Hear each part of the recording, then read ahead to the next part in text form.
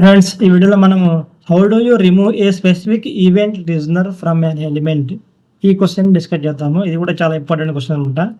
అయితే ఇక్కడ జావాస్క్రిప్ట్లో మనకి రిమూవ్ ఈవెంట్ లిజనర్ అని చెప్పేసి ఒక మెథడ్ ఉంటదనమాట. ఈ మెథడ్ ద్వారా మనము ఆల్రెడీ యాడ్ చేసిన ఈవెంట్ లిజనర్‌ని మనము రిమూవ్ చేయొచ్చు. స్పెసిఫిక్‌గా మనము ఏదైతే యాడ్ చేశామో యాడ్ ఈవెంట్ లిజనర్‌ని మనము ఈజీగా రిమూవ్ చేయొచ్చనమాట.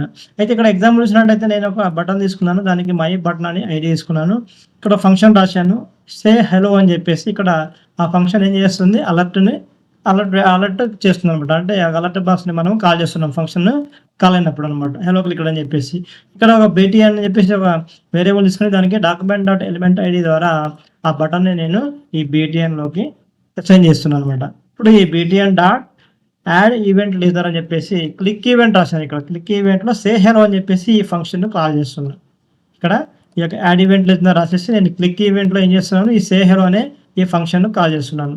ఈ కాల్ చేసినప్పుడు మనకి ఏమవుతుంది, క్లిక్ చేశాను. హెలో క్లిక్డ్ అని చెప్పి వచ్చింది. అంటే కాల్ అయిందనమాట.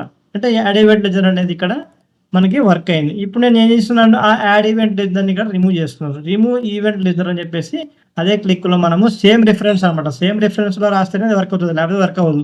ఈ సే హెలోని నేను ఏం చేస్తాను, రిమూవ్ చేస్తున్నాను అనమాట. రిఫ్రెష్ చేశాను. క్లిక్ మీ.